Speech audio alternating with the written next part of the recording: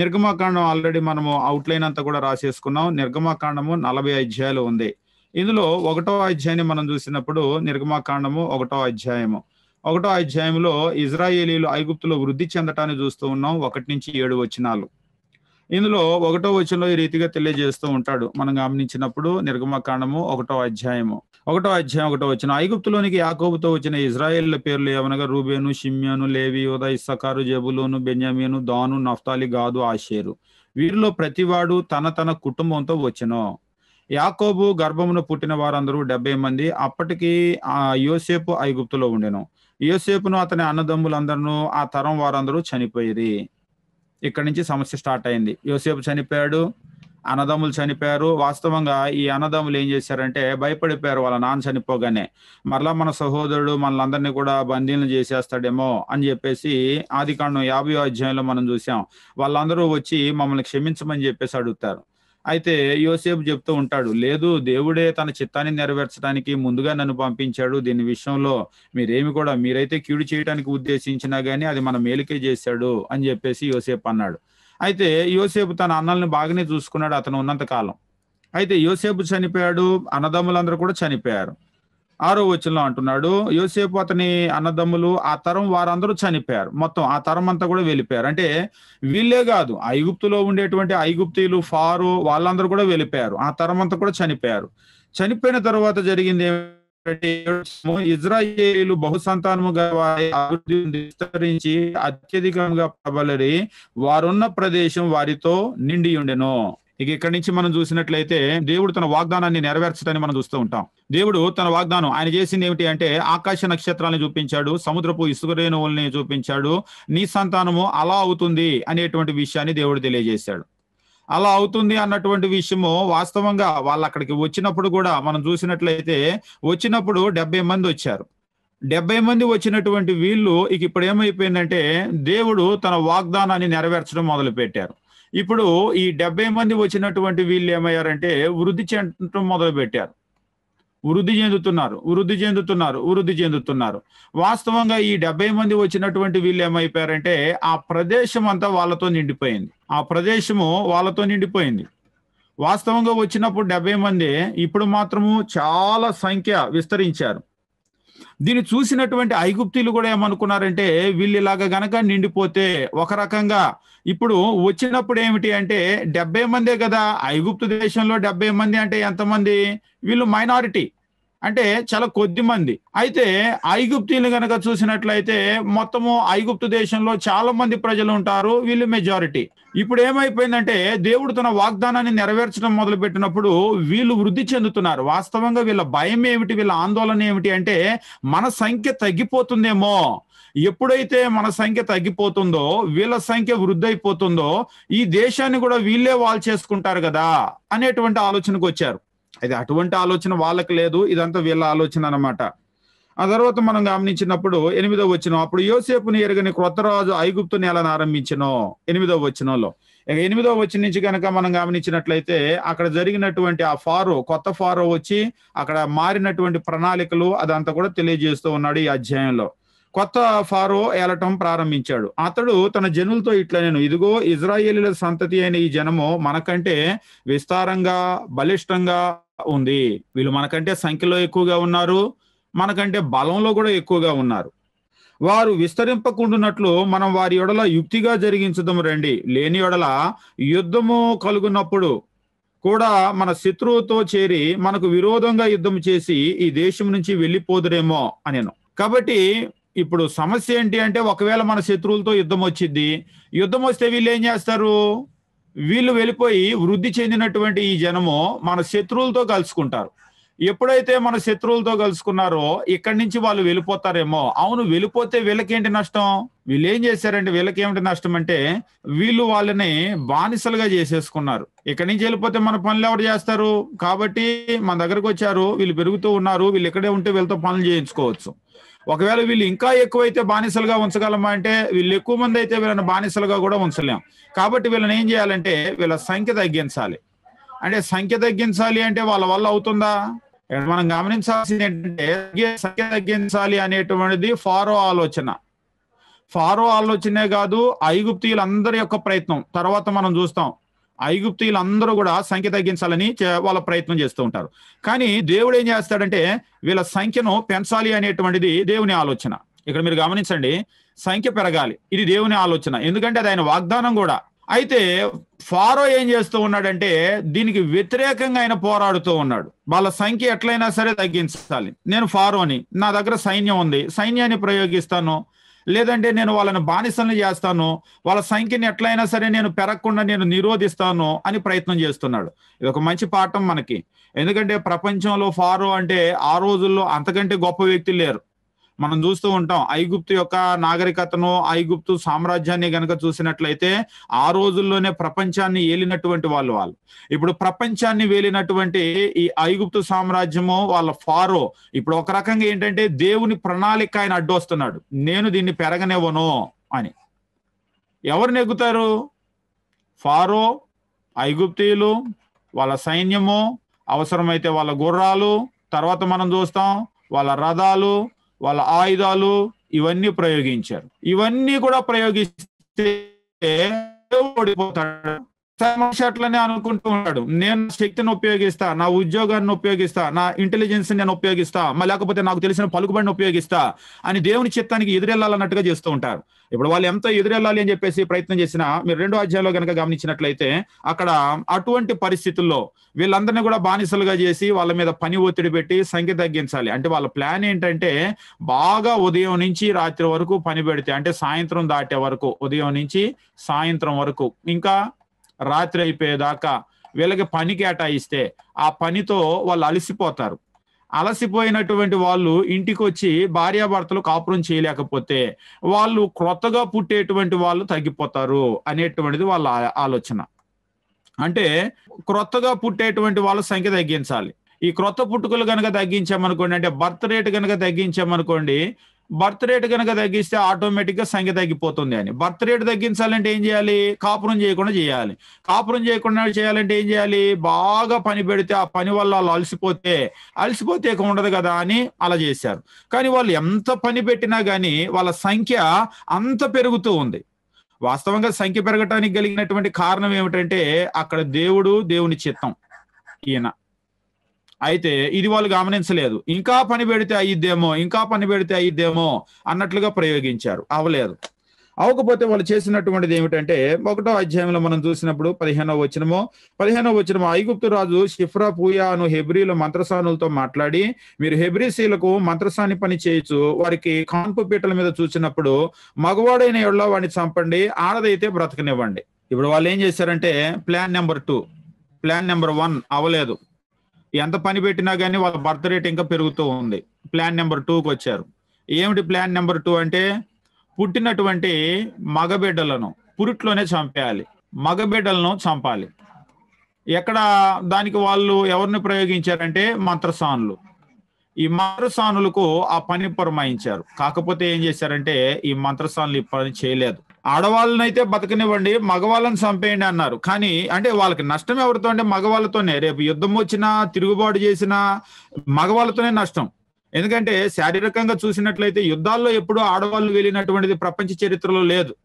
ఈవేళకి కూడా ఆర్మీలో ఒకవేళ మేము సమానం అని ఇస్తే కొన్ని పోస్టులు ఇస్తారేమో కానీ ఆర్మీలో కూడా ఏ దేశ ఆర్మీ అయినా సరే పురుషులతోనే నిండి ఉంటుంది. ఈవేళ కొత్తగా వచ్చింది కాదు, ప్రపంచం పుట్టినప్పటి నుంచి అలాగనే ఉంది. కాబట్టి వీళ్ళు ఏం చేశారంటే ఆడవాళ్ళతో మనకు సమస్య లేదు, పుట్టిన ఆడపిల్లలు అయితే వదిలేసేయండి, మగవాళ్ళు అయితే చంపేయండి అని చెప్పేసి అన్నారు. కానీ వాళ్ళు చంపలేదు. చంపకపోయేసరికి వాళ్ళ రేటు ఇంకా పెరుగుతూనే ఉండేసరికి వాళ్ళని పిలిపించి మంత్రసాలని, ఏంటి మీరు చేసినటువంటి పని, ఏం ఆజ్ఞాపించాము అంటే వాళ్ళు చెప్పారు, అయ్యా మేం చేసింది కాదు అని. ఆ నెపం ఏం చేశారంటే వాళ్ళ మీద వేసి ఆ హెబ్రీసీలు చాలా చురుకైన వాళ్ళయ్యా, మేము వెళ్ళేసరికి కనేస్తా ఉన్నారు వాళ్ళు, కాబట్టి మాకు ఆ పని మేము చేయటానికి అవకాశం లేకుండా పోయింది అని అన్నారు. ఓకే, అవకాశం లేకుండా పోయింది అంటే ఇక అప్పుడు ఫారో ఏం చేశాడంటే ప్లాన్ నెంబర్ 3, మంత్రసానులు కాదు వాళ్ళని చంపుదాం, కాకపోతే చంపేటువంటి పని ఎవరికి ఇద్దామంటే సైన్యానికి అప్పచెప్దాం. సైన్యానికి అప్పచెప్పాడు. సైన్యానికి అప్పచెప్పి ఏం చేశాడంటే ఆడపిల్ల అయితే బ్రతకనివ్వండి, మగపిల్ల అయితే చంపేసేయండి అని చెప్పేసి అన్నాడు. 22వ వచనం ఒకటి, అయితే ఫారో హెబ్రీల్లో పుట్టిన ప్రతి కుమారుని నదిలో పారవేయండి, ప్రతి కుమార్తెను బ్రతకనీయండి అని తన జనులందరికీ కూడా ఆజ్ఞాపించాడు. అంటే ఇప్పుడు ఇక్కడ జరిగేటువంటి విషయం ఏమిటంటే ఒక సైన్యం మాత్రమే కాదు, ఐగుప్తులో ఉన్నటువంటి పక్కింటి వాళ్ళు కూడా, అంటే జనం. ఇప్పుడు మీరు చూడండి, చిన్న బిడ్డ పుట్టాడు అంటే ఏమవుతుందంటే అరుపులు, అంటే వాళ్ళ ఏడ్పు ఉంటుంది కదా, ఏడ్పు బయటకు వినపడుతుంది. ఒక్కొక్కరు అడుగుతూ ఉంటారు, ఏమండి ఇప్పుడు ఐగుప్తు దేశంలో దేవుడు జ్యేష్ఠ సంతతిని సంహరించాడు కదా, ఎందుకు ప్రతి ఇంట్లో కూడా ఒక శవాన్ని చూడాల్సి వచ్చింది అంటే, ఐగుప్తులో ఉన్నటువంటి ప్రజలందరూ కూడా ఆల్మోస్ట్ ప్రతి కుటుంబం అని మనం చెప్పొచ్చేమో, వీళ్ళందరూ కూడా ఇజ్రాయేలీలకు వ్యతిరేకంగా పనిచేశారు. అంటే వీళ్ళ బిడ్డల్ని వాళ్ళు చంపినటువంటి వాళ్ళు కాబట్టి ఒకరోజు ఏమైందంటే వీళ్ళింట్లో ప్రతి బిడ్డను, అంటే వీళ్ళింట్లో ప్రతి ఇంట్లో కూడా ఒక బిడ్డను దేవుడు చంపాడు. ఇంకా కొందరు అడుగుతూ ఉంటారు, ఐగుప్తు సైన్యాన్ని అంతా కూడా దేవుడు ఎర్ర సముద్రంలో ముంచాడు కదా, ఎందుకు అట్లా ముంచుంటాడని. వాస్తవంగా ఎర్ర సముద్రంలో ముంచడానికి కారణం ఏమిటంటే, వీళ్ళు ఈ సైన్యం చేసినటువంటి పని ఏమిటంటే పుట్టిన బిడ్డలందరినీ కూడా నైలు నదిలో పడేశారు. పుట్టినటువంటి బిడ్డలందరినీ కూడా నైలు నదిలో వేస్తూ ఉండేవాళ్ళు. అంటే ఒక రకంగా ఎన్ని వందల వేల మంది బిడ్డలు ఈ నైలు నదిలో పడిపోయారు. ఆ నైలు నదిలో పడి ఇజ్రాయేలీల బిడ్డలు చాలా మంది చనిపోయారు. ఒక రోజు ఏమైందంటే, మనకి బైబిల్ చదివేటప్పుడు మనకు బాగా తెలుసు, మనం ఏ కొలతో కొలుస్తామో అదే కొలతో దేవుడు కొలుస్తాడు. ఇప్పుడు ఈ సైన్యము ఈ బిడ్డల్ని నైల్ నదిలో పడేశారు కదా, నీళ్ళలో పడేశారు కదా, ఈ సైన్యాన్ని కూడా దేవుడు ఒక రోజు ఏం చేశాడంటే ఎర్ర సముద్రంలో ముంచాడు. వీళ్ళు అనుకొని ఉంటారు, మనల్ని ఎవడు నీళ్ళలో పడేస్తాడు, మనం ఎంతమందిని పడేసినా అని. కానీ పరలోకంలో ఒక దేవుడు ఉన్నాడు, ఏ కొలతో అయితే కొలుస్తామో అదే కొలత మరలా తిరిగి మనకు వస్తుంది అనేటువంటి విషయం మనం గుర్తుంచుకోవాలి. అంటే ఇక్కడ కొంతమంది అడిగేది ఏంటంటే, జనం ఏం చేశారు, ప్రతి ఇంట్లో శవం అంటారు, జనం కూడా వాళ్ళకి వ్యతిరేకంగా పనిచేశారు. ఇక సైన్యాన్ని ముంచినప్పుడు వాళ్ళు ఏం చేసి ఉంటారంటే, వాళ్ళు ఎంతో మంది పిల్లల్ని, మనం బైబిల్లో గనక చూసినట్లయితే యథార్థవంతుల్ని గనక ఇబ్బంది పెడితే దేవుడు ఒప్పుకోడు. పుట్టినటువంటి బిడ్డలు, క్రీస్తు ప్రభు అంటాడు, చిన్న బిడ్డలు వాళ్ళు పరలోక రాజ్యం ఇలాంటి వాళ్ళదే అంటాడు. ఒక రకంగా చూసినట్లయితే దేవుడు అయితే ఎట్లా ఉన్నాడో అలాగనే యథార్థవంతులుగా బిడ్డలు ఉన్నారు. అటువంటి వాళ్ళని గనక చంపినట్లయితే చాలా శిక్షకు అర్హులు. ఇక 2వ వచనం నుంచి కనుక చూసినట్లయితే ఇక్కడ మోషే పుట్టినటువంటి సమయం ఎట్లాంటి సమయం అంటే చాలా క్రిటికల్ టైం అన్నమాట అది ఇజ్రాయేలీలకు. ఎందుకంటే బానిసత్వంలోకి వెళ్ళిపోయి మగబిడ్డ పుడితే చంపేస్తున్నారు, తీసుకెళ్లి నైల్ నదిలో పడేస్తున్నారు. అటువంటి సమయంలో మోషే పుట్టాడు. 2వ అధ్యాయం 1వ వచనము, లేవి వంశస్థుడు ఒకడు వెళ్ళి లేవి కుమార్తెను వివాహం చేసుకునేను. వివాహం చేసుకున్న తర్వాత ఆ స్త్రీ గర్భవతి కుమారునికని వాడు సుందరుడై ఉండడు చూచి 3 నెలలు వాని దాచెను. తరువాత ఆమె వాని దాచలేక వాని కొరకు ఒక జమ్ము పెట్టి తీసుకొనెను. ఇక్కడ మనం గమనించాల్సినటువంటి ఒక విషయం ఏంటంటే, మోషేకి అంతకు ముందే ఒక అన్న ఉన్నాడు, మోషేకి అంతకు ముందే ఒక అక్క ఉంది. మీరు గమనించినప్పుడు మోషే వయసుకి అహరోను వయసుకి 3 సంవత్సరాల వ్యత్యాసం. అంటే మనకి ఎక్కడ ఈ రికార్డు కనబడుతూ ఉంటుందంటే, దాదాపుగా మీరు చూసినప్పుడు ఫారోతో వచ్చి మోషే మాట్లాడేటప్పుడు ఆయనకి 80 ఏళ్ళు, అయితే అప్పటికి అహరోనికి 83. అంటే దాన్ని బట్టి మనకి ఏమర్థం అవుతుందంటే, మోషేకి ఇప్పుడు 0 అనుకోండి, మోషే ఇప్పుడే పుట్టాడంటే అహరోను వయసు ఎంత ఉంటుంది అంటే అహరోను వయసు 3 సంవత్సరాలు. అంటే 3 సంవత్సరాల ముందు బిడ్డల్ని చంపలేదా అంటే, అప్పుడు ఫస్ట్ లో అలాంటి సమస్య లేదు. ఫస్ట్ పని పెట్టారు వాళ్ళ మీద, కఠినమైన పని, తర్వాత మంత్రసానులకు అప్పగించారు, ఆ తర్వాత అది కూడా వర్కౌట్ కాకపోతే అప్పుడు సైన్యానికి అప్పచెప్పారు, జనాలకు అప్పచెప్పారు. అయితే అహరోను దాటేశాడు, ఎలాగో పుట్టాడు, బయటపడ్డాడు. మరి మంత్రసానులు తప్పించారో లేకపోతే అంతకు ముందు కఠినమైన పని పెట్టినప్పుడు పుట్టాడో, అహరోను అయితే పుట్టేశాడు, ఆయనకు అప్పుడు దాదాపు 3 ఏళ్ళు. అయితే అప్పటికే మిరియాం కూడా ఉంది, ముందు వాళ్ళందరూ కూడా ఉన్నారు. అయితే మోషే పుట్టిన టైం అట్లాంటి టైం కాదు. మోషే పుట్టినటువంటి టైం ఎట్లాంటి టైం అంటే, ప్రతి మగ బిడ్డను కూడా పుట్టినటువంటి బిడ్డలను నైల్ నదిలో పడేసేయమని చెప్పేసి ఆజ్ఞాపించినటువంటి రోజులవి.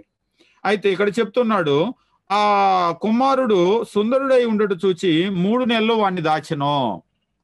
కొందరు అడుగుతూ ఉంటారు, ఏమండి మోషేని అలాంటి కఠినమైన పరిస్థితుల్లో ఎందుకు దాచారు అంటే, ఏమో అక్కడ బైబిల్లో గనక మనం చూసినట్లయితే దాన్ని చెప్పేటువంటి సమాధానం ఏంటంటే, సుందరుడై ఉండుట చూచి. వాస్తవంగా ఇక్కడ సుందరుడు అన్నటువంటి మాట ఇంటికి వెళ్ళిన తర్వాత మీరు దాని గురించి పరిశీలన చేయండి, హోంవర్క్ అన్నమాట ఇది. ఏమిటి సుందరుడు అనేటువంటిది అంటే, సుందరుడు అంటే కేవలం అందం మాత్రమే కాదు, అందులో ఇంకా కొంత అర్థము ఉంది. ఒక్కోసారి చిన్నప్పటి నుంచే తల్లిదండ్రులు వీడు గొప్పోడవుతాడు అంటారు. ఏదో చూసి వాళ్ళకి ఏదో అర్థమవుతుంది, ఆ తల్లిదండ్రులకి ఏం అర్థమైంది, ఏదో అర్థమైంది, అది హోంవర్క్ చేయండి. 3 నెలలు దాచారు. అంటే చిన్నప్పుడు అంటే గొంతు బయటికి రాదు బిడ్డకి. 3 నెలలు వచ్చింది.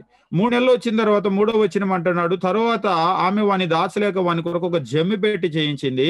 జమ్మి పెట్టి చేయించి నైలు నది, ఉదాహరణకు మీరు నైలు నదిని కనుక చూసినట్లయితే అందులో ఒక పెట్టి చేయించింది. ఒక పెట్టి చేయించి ఏం చేసిందంటే ఆ పెట్టెలో బిడ్డను పెట్టేసింది. ఆ పెట్టెలో బిడ్డను పెట్టేసి ఇక్కడ మోషేని పెట్టేసింది. మోషేని పెట్టేసిన తర్వాత అక్కడ తీరం దగ్గర ఏం చేసిందంటే వాళ్ళ అక్క మిరియామును పెట్టింది. ఈ మిరియామును పెట్టి ఆ తల్లి చూడమంది. వాస్తవంగా ఏం చేయాలంటే పక్కోళ్ళో వాళ్ళో వీళ్ళో చూస్తే బిడ్డను తీసి ఇందులో పడేసి చంపేస్తారు. కాకపోతే ఆ తల్లి అలా కాకుండా ఒక జమ్ము పెట్టి చేయించి బిడ్డను అందులో పెట్టేసి మిరియాముకు పనాప చెప్పింది, ఇక్కడ ఉండి నువ్వు చూస్తా ఉండి ఏమైద్దో పాపం వాడికని. ఆ అక్క కూడా కనిపెట్టి చూస్తా ఉంది. ఈ లోపు ఏం జరిగిందంటే ఇక్కడ కింద వచనాలు చూసినప్పుడు 5వ వచనం, ఫారో కుమార్తె స్నానం చేయుటకు ఏటికి వచ్చెను. ఆమె పనికత్తులు ఏటి ఒడ్డున నడుచుచుండగా ఆమె నాచుని చూచి తెప్పించి. వాస్తవంగా ఏటి దగ్గర అంటే ఏమండి ఇది ఏరు అంటున్నాడు కదా, నైల్ అంటున్నారు మీరు అంటాడు. వాస్తవంగా ఏంటంటే నైల్లోంచి వచ్చేటువంటి పాయలు అని అంటాం కదా మనము. ఆ పాయలు లోపల కోట దగ్గర కూడా వస్తూ ఉంటాయి. అక్కడ ఆ కోటలో ఉన్నటువంటి నీటి అవసరాలు కూడా తీరటానికి ఆ నైల్ రివర్ వస్తూ ఉంటుంది అనమాట. అందులో ఉండేటువంటి పాయలు ఇవి. దాన్ని ఏరు అని మన తెలుగు బైబిల్లో రాయటం జరిగింది. వాస్తవంగా ఈ పెట్టె అలాగ వచ్చింది. వచ్చి ఏమైందంటే ఇక్కడ జమ్ము ఉంది. ఆ జమ్ములో ఈ పెట్టె ఆగింది. వాస్తవంగా ఇది ఒక అసాధారణ సంఘటనే. ఎందుకంటే రాణి లేకపోతే రాజకుమార్తెలు స్నానం చేసేటువంటి ప్రదేశం అది. వాస్తవంగా ఇది నీళ్ళలో కొట్టుకొని కరెక్ట్ గా ఇటువైపు వచ్చింది చూడండి. వాళ్ళు పెట్టి ఎక్కడ వదిలిపెట్టారో అయితే మనకి చెప్పలేదు ఆ తల్లి. అయితే అది ఎక్కడ కొట్టుకొని వచ్చిందంటే యాదృచ్ఛికంగా ఏమీ కాదు. యాదృచ్ఛికంగా కాదు కానీ ఆ ఫారో కుమార్తె లేదంటే ఈ రాజకుమార్తెలో వాళ్ళు స్నానం చేసే దగ్గరికి ఆ పెట్టి కొట్టుకొచ్చింది. ఆ పెట్టి కొట్టుకొచ్చిన తర్వాత అది ఏంటో చూడమని చెప్పేసి పంపించింది. పంపించినప్పుడు ఆ పెట్టె తెరిచి చూశారు. తెరిచి చూసి 6వ వచనం, తెరిచి ఆ పిల్లవాడిని చూసినప్పుడు పిల్లవాడు ఏడ్చుచుండగా వాని యందు కనికరించి వీడు హెబ్రీల పిల్లల్లో ఒకడు అని వాస్తవంగా బయటికి తీసింది. ఇక్కడ ఫారో కుమార్తె కాదు, ఫారో కుమార్తెకు కొంతమంది పనికత్తెలు కూడా ఉన్నారు, ఎప్పుడూ ఉంటారు. వాస్తవంగా మీకు రాజులు రాజకుమార్తెలు వాళ్ళ జీవితం చూస్తే అర్థమవుతుంది. ఎంతమంది ఉన్నారనేటువంటిది మనకు తెలియదు. పనికత్తెలు చాలా మంది ఉండొచ్చు.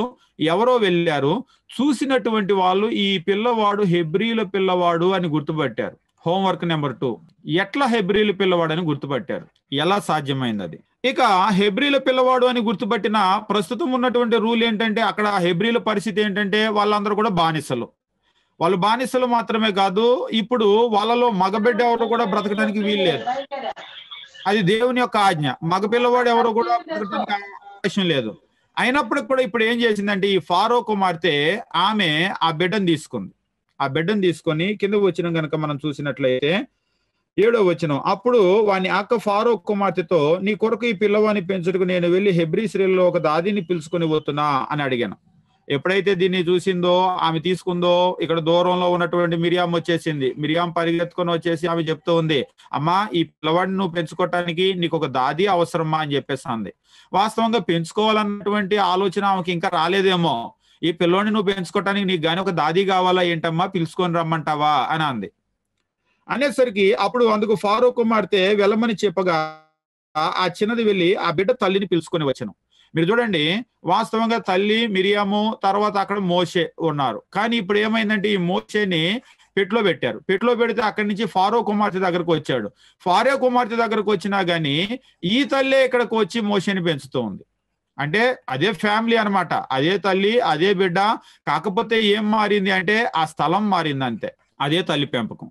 ఇక కింది వచనాలు కనుక మీరు చూసినట్లయితే ఆ మోషే అక్కడ పెరిగి పెద్దవాడైపోయాడు. అది జస్ట్ కొన్ని వచనాల్లోనే మనకు తెలియజేసేసాడు. 10వ వచనం, ఆ బిడ్డ పెద్దవాడైన తరువాత.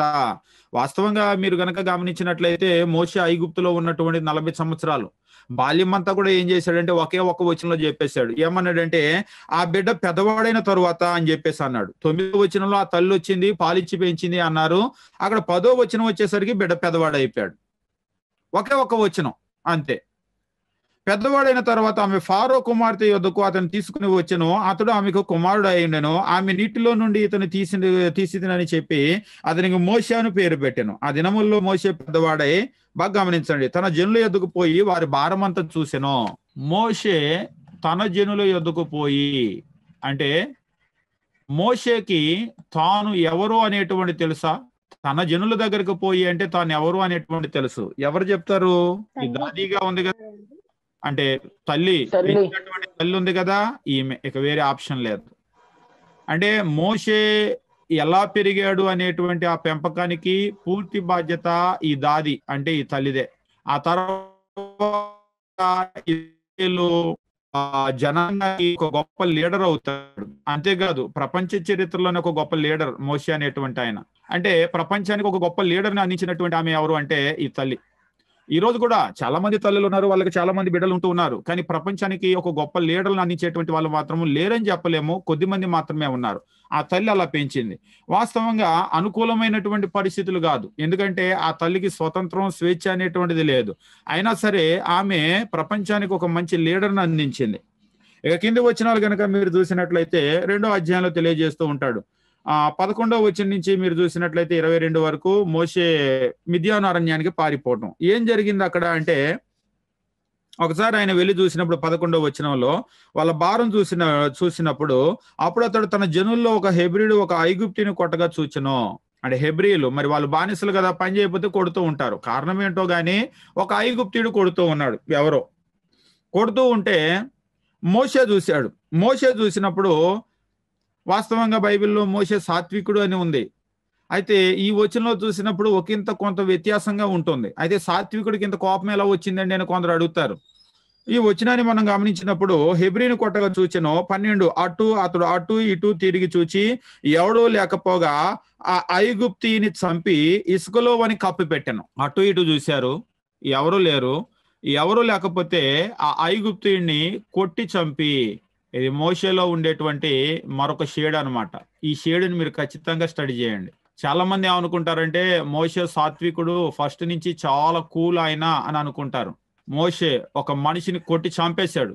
ఎంత కోపం వచ్చిందంటే చూడగానే మనం అంటూ ఉంటాం కదా, మరి చేతులతో కొట్టి చంపేశాడో ఎట్లా కొట్టి చంపేశాడో హెబ్రీ పత్రికలో చెప్తాడు. ఐగుప్తులో ఉన్నటువంటి సకల విద్యలు నేర్చుకున్నాడు ఆయన. ఆయన కింగ్స్ ఫ్యామిలీలో పెరిగినటువంటి వ్యక్తి. ఐగుప్తులో ఉన్నటువంటి విద్యలన్నీ కూడా ఆయనకి తెలుసు. మరి ఆయన ఎట్లా చంపేశాడో అయితే తెలియలేదు. చంపటానికి మరి సెకండ్లు పట్టిందో నిమిషాలు పట్టిందో, అయితే చాలా త్వరగా చంపేశాడు. ఎందుకంటే అటు ఇటు చూశాడు, ఎవడో లేడు అని చెప్పేసి ఆయన కొట్టి చంపేశాడు. చంపడం మాత్రమే కాదు, కొట్టి చంపేసి ఇక్కడ అంటూ ఉన్నాడు, కొట్టి చంపి వాడిని పాతి పెట్టేశాడు. పాతి పెట్టేసినటువంటి పరిస్థితిని అయితే ఒకడు చూసేశాడు.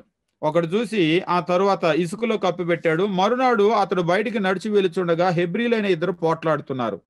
అప్పుడు అతడు అన్యాయం చేసిన వాడిని చూసి నువ్వు నీ సహోదరుని ఎందుకు నీ పొరుగు వాని మీద నువ్వు కొట్టుచున్నావు అని అడగగా, మా మీద నిన్నెవరు అధికారిగా తీర్పరిగా నియమించారు అని చెప్పేసి అంటాడు. వాస్తవంగా ఈ మాటను తర్వాత గుర్తు చేస్తాడు. ఎవరైతే అడిగారో వాళ్ళ మీద ఆయన అధికారిగాను తీర్పరిగాను నియమించాడు అని చెప్పేసి. అయితే మోషే అనుకున్నాడు, కొట్టి చంపినప్పుడు నన్ను ఎవడు చూడలేడు అనుకున్నాడు. కానీ ఎప్పుడైతే ఇది ఆ ఐగుప్తిని నువ్వు చంపింది నేను చూడలేదా అని అన్నాడో 15వ వచనం, మోషే నిశ్చయముగా ఈ సంగతి బయలుపడిన అనుకొని భయపడెను. ఫారో ఆ సంగతి విని మోషేను చంపజూచెను. అంతేకాదు ఈ మాట ఎక్కడి దాకా వెళ్ళిపోయిందంటే ఫారో దాకా వెళ్ళిపోయింది. ఫారో దాకా ఎప్పుడైతే వెళ్ళిపోయిందో ఒక రకంగా చూసినట్లయితే మోషే ఎవరు అనేటువంటిది రివీల్ అయిపోయింది. ఇప్పటిదాకా మోషే ఎవరో తనకు తెలుసు, ఆల్రెడీ తల్లికి తెలుసు. కానీ ఇప్పుడు మోషే ఎవరు అనేటువంటిది కొట్టి చంపాడు కదా, ఫారో కూడా రివీల్ అయిపోయింది.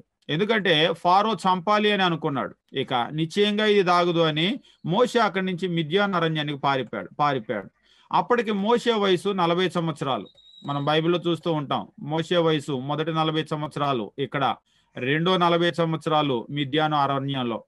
ఇక అక్కడ గడిపిన తర్వాత మూడవ 40 సంవత్సరాలు ఆయన అరణ్య ప్రయాణంలో గడిపాడు.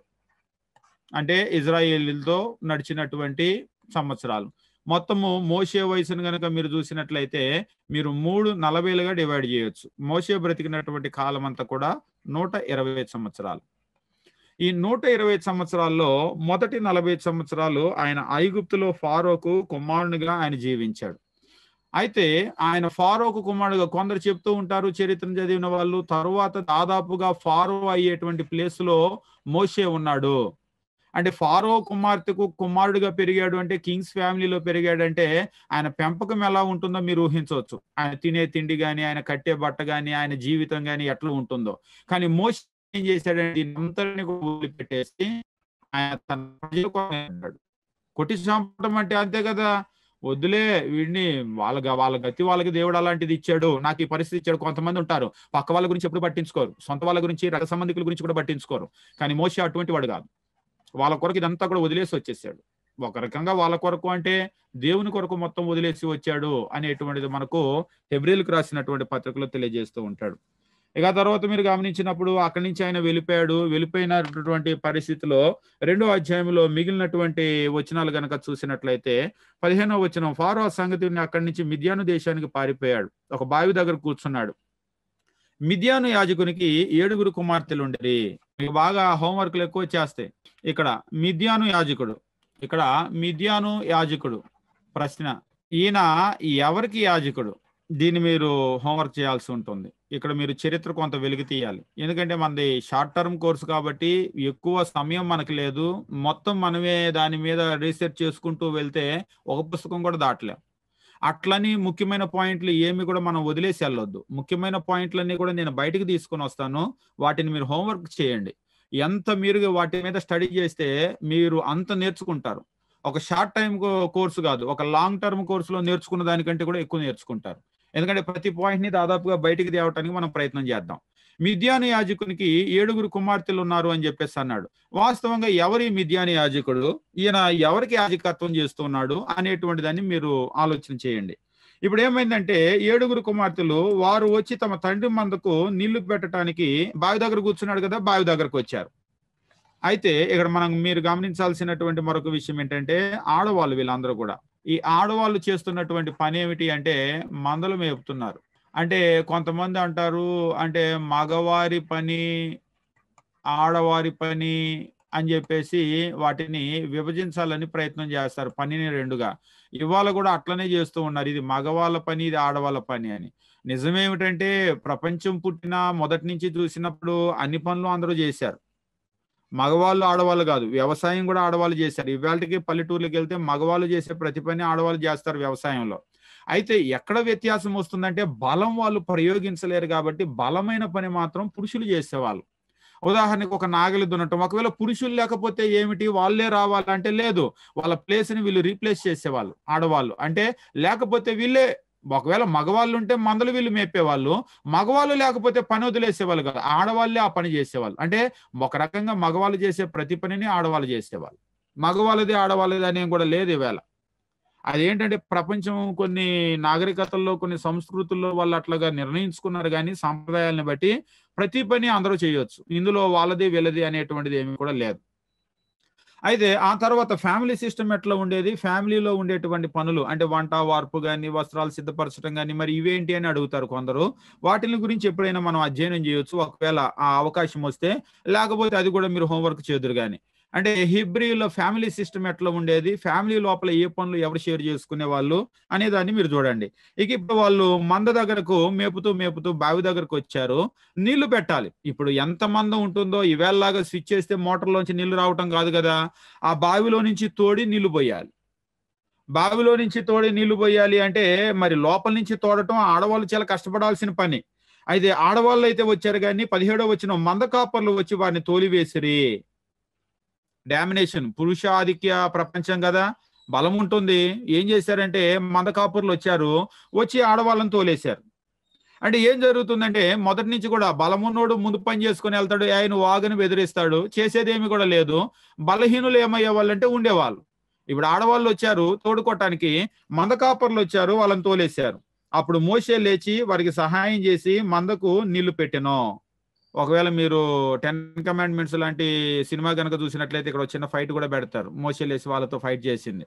అయితే అది ఎంతవరకు నిజమనేది అయితే తెలియదు కానీ, అయితే మోషే ఫైట్ చేయగలిగిన సమర్థుడు అంటే ధారాళంగా సమర్థుడు, 100% ఆయన సమర్థుడు. ఎందుకంటే ఐగుప్తులో ఉన్నటువంటి సకల విద్యలు కూడా ఆయన నేర్చుకున్నటువంటి వాడు. ఆయన బ్యాటిల్ ఫీల్డ్ లోకి వెళ్తే కూడా యుద్ధాన్ని చేయగలిగినంత సామర్థ్యం ఆయన దగ్గర ఉంది, అందులో ఎలాంటి డౌట్ కూడా లేదు.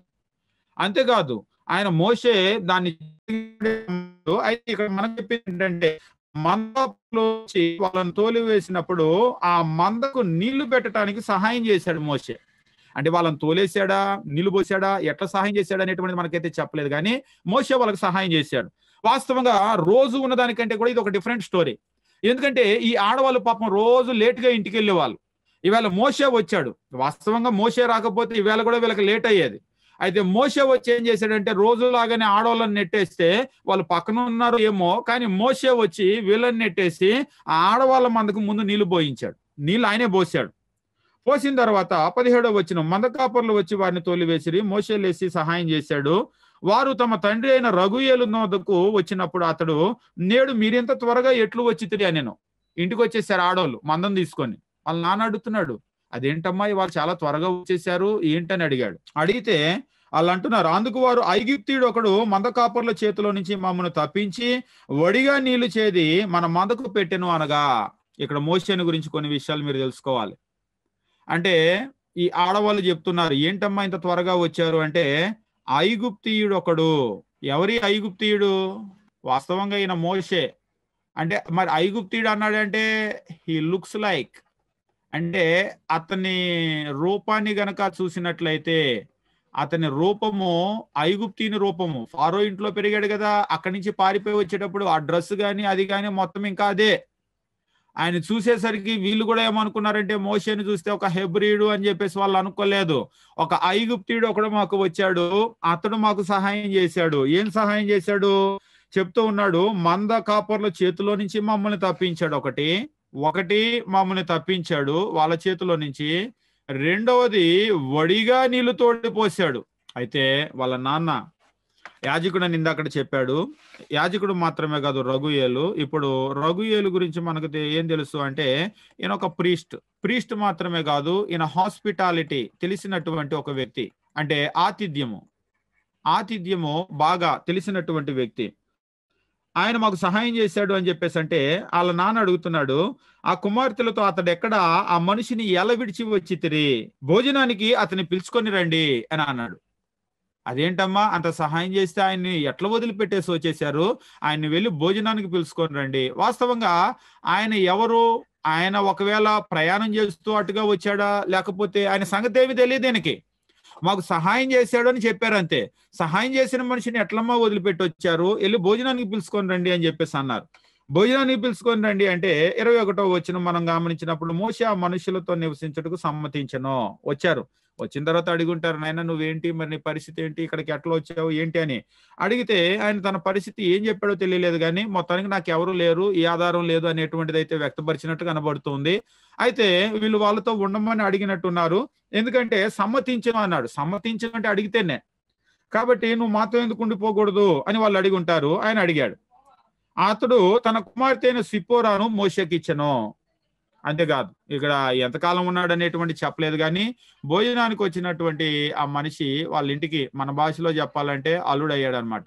మోషే సిప్పోరా. ఇంకొక ప్రశ్న, మరలా హోంవర్క్. ప్రతి కార్యము కూడా దేవుని ఆధీనంలోనే ఉంటుంది కదా. దేవుడు ఈ సిప్పోరాను ఎందుకు మోషేకు భార్యగా అనుమతించాడు అంటే ఇది అంత క్వాలిఫైడ్, అంత మంచి ఫ్యామిలీనా? ఈ ఫ్యామిలీ గురించి కొంచెం మీరు స్టడీ చేయండి. ఆల్రెడీ ఇందాక ఆయన ప్రీస్ట్ అని అన్నారు కదా, ఆయన ఎవరికి ప్రీస్ట్ అనే దగ్గరే మీకు సగం ఆన్సర్ వచ్చేస్తుంది. సిప్పోరాను మోషేకి ఒక భార్యగా దేవుడు అనుమతించాడు అంటే ఇదంత మంచి ఫ్యామిలీనా? దాని గురించి మీరు అధ్యయనం చేయండి. ఇక సిప్పోరాతో వివాహమైన తర్వాత అక్కడ పుట్టినటువంటి బిడ్డల గురించి చూస్తూ ఉంటాం. 22, ఆమె ఒక కుమారుని కనినప్పుడు మోషే, నేను అన్య దేశంలో పరదేశినై ఉంటున్నాను అనుకుని వానికి గెర్షోము అని పేరు పెట్టాను. గెర్షోము అంటే పరదేశి. మోషే ఆ బిడ్డకు పెట్టినటువంటి పేరు అనమాట. వాస్తవంగా ఆ పేరుల్ని బట్టి వాళ్ళ ఆలోచన విధానం ఎట్లుంది అనేటువంటిది కూడా మనకు అర్థమవుతుంది. ఇక 23వ వచనం, అలాగా అనేక దినాలు జరిగిన మీదట ఐగుప్తు రాజు చనిపోయాను. ఏ రాజు అయితే చేస్తే ఇజ్రాయేలు చేయుచున్న వెట్టి పనులు బట్టి నిటూర్పును విడుచుచు మొరపెట్టుచుండగా తమ వెట్టి పనులను బట్టి వారు పెట్టిన మొర దేవుని వద్దకు చేరాను. వాస్తవంగా అక్కడ చనిపోయాడు అని చెప్పేసి అన్నాడు కదా. ఈ కాలాన్ని కనుక మీరు చూసినట్లయితే ఇప్పటికీ మళ్ళొక 40 years గడిచిపోయింది దగ్గర రమారమి. అంటే ఇప్పుడు మోషే వయసు ఎంత అంటే 40+40 అంటే 80 సంవత్సరాల ముసలి వ్యక్తి అయిపోయాడు. 80 years. ఇది మీకు బ్రేక్ టైము. బ్రేక్ వెళ్ళి వచ్చినట్లయితే తర్వాత మనం కంటిన్యూ చేద్దాం.